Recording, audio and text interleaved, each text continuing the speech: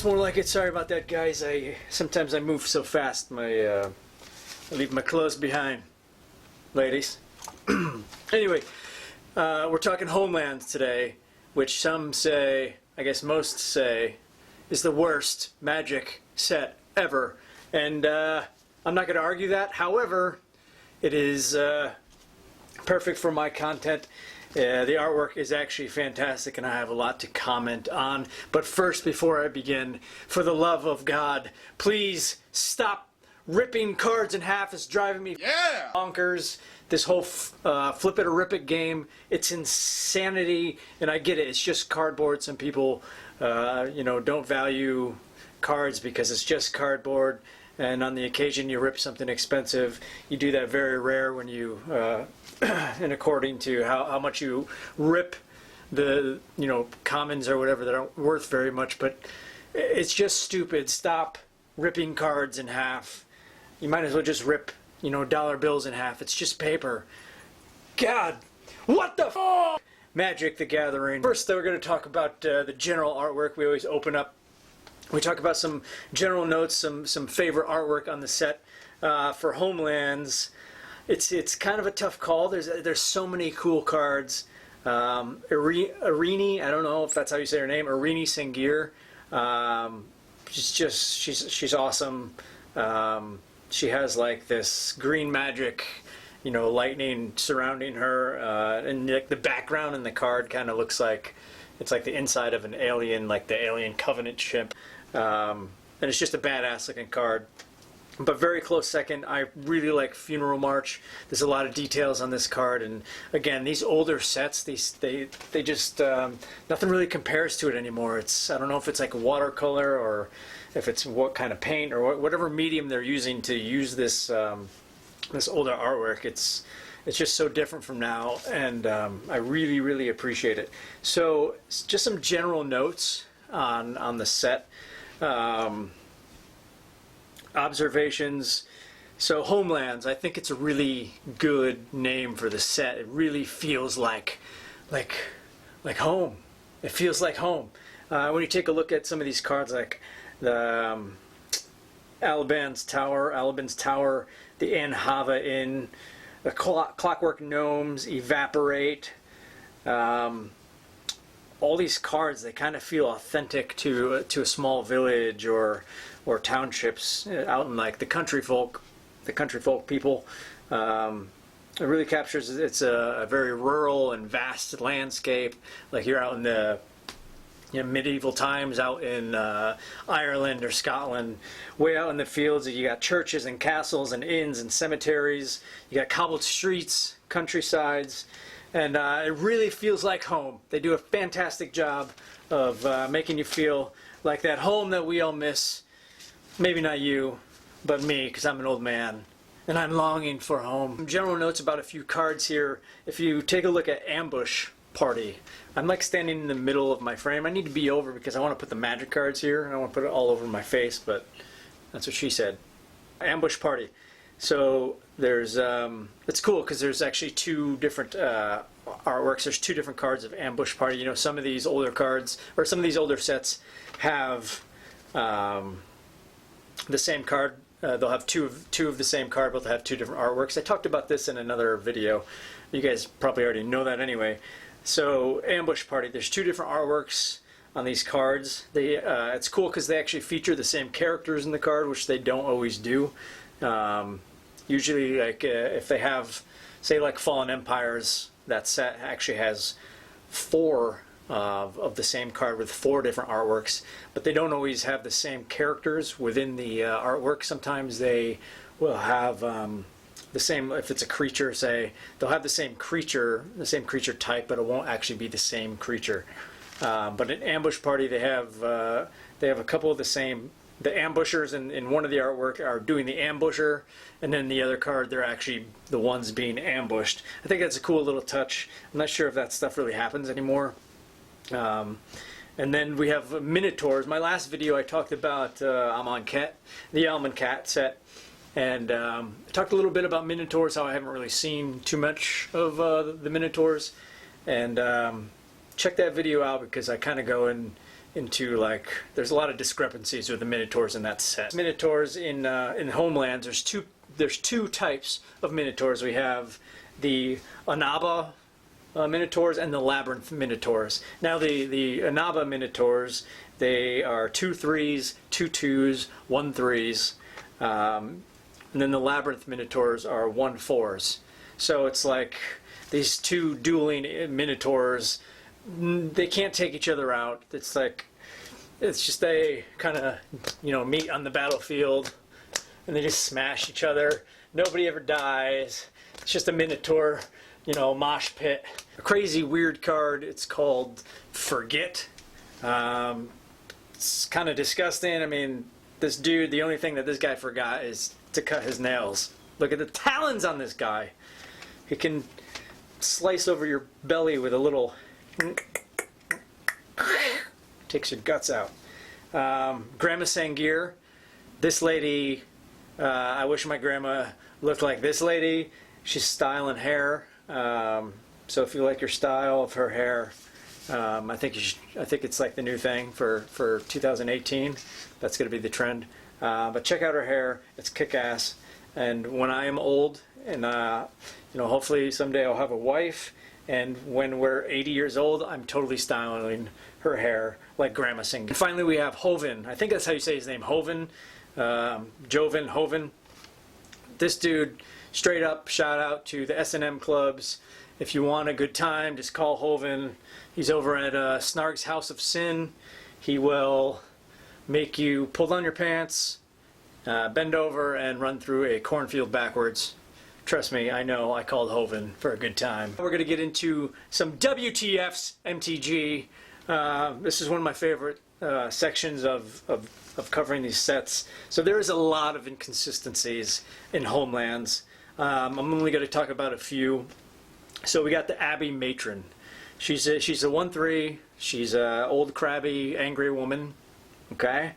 The problem I have with this is she trades blows with the ambush party.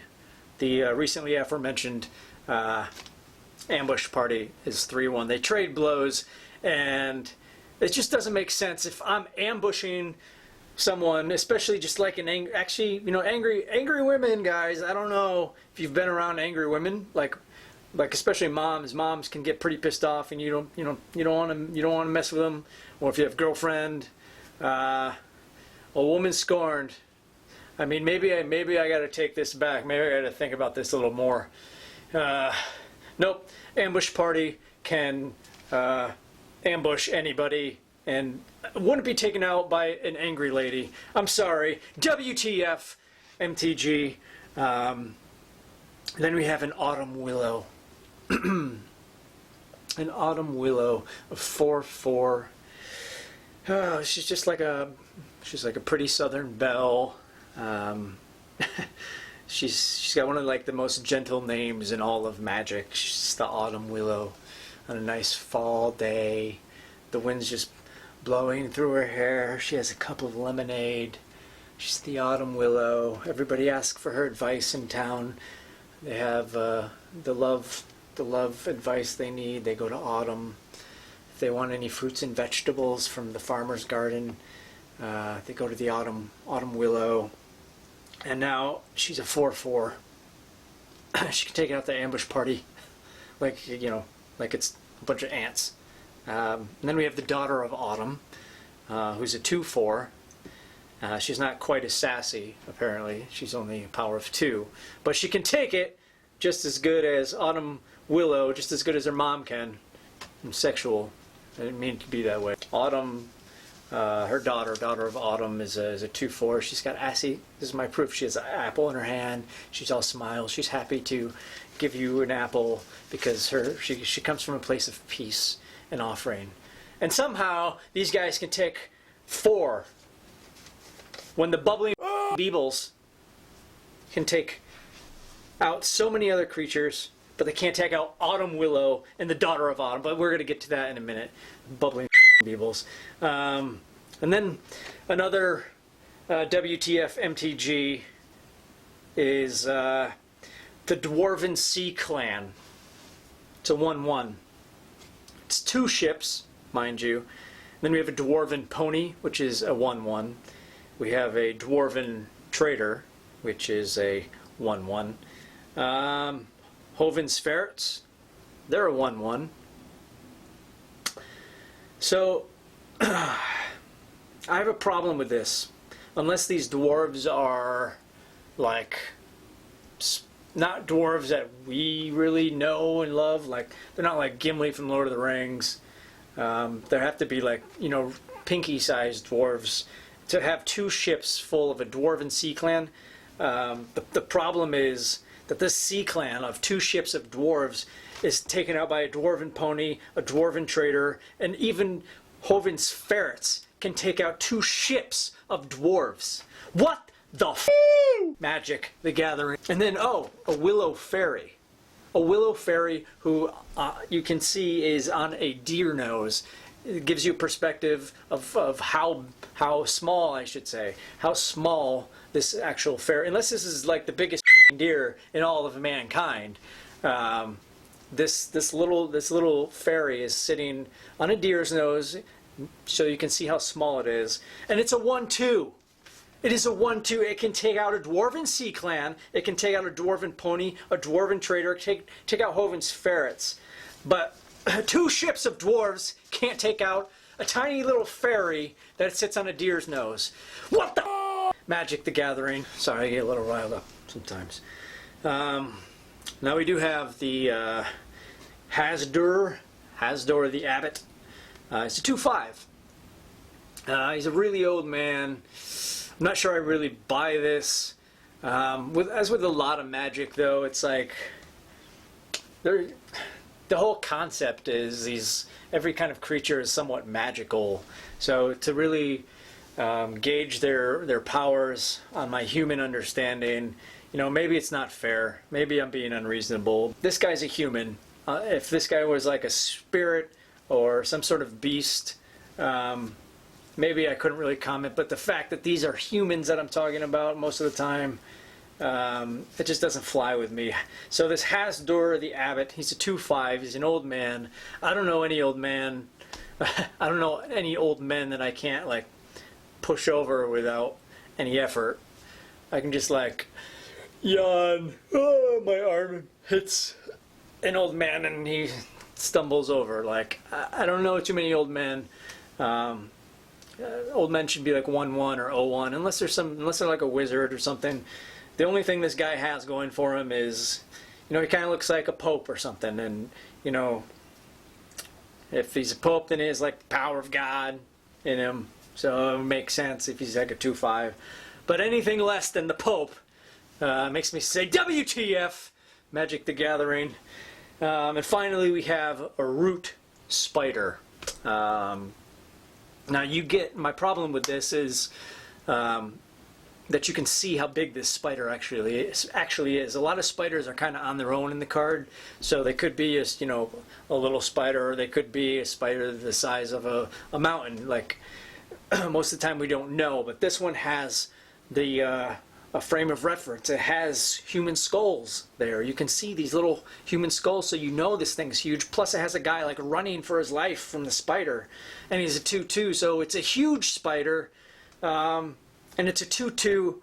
And on top of that, so you're saying that Autumn Willow and her daughter can both take out this root spider, and it doesn't make any sense that it's only a 2/2. It's got to be bigger than that, guys.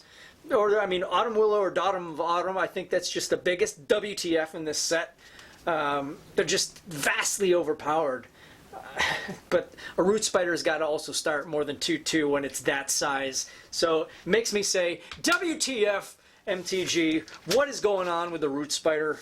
And now we're getting to the Bubbling Beeble section. If you haven't seen my videos before, this is kind of the routine I go through. This is the order of things. The last section, always I talk about Bubbling Beebles. They're in one of my first videos. It's like my most hated card in Magic. It's 3/3. It's a bunch of suds that are incredibly powerful for being suds. I'm swearing a lot in this video. I'm sorry, guys. I might go back and beep some of these out. So if you hear these beeps, that's what's going on. I'm getting out of hand here. So these Bubbling Beebles. Eron, Eron the Relentless.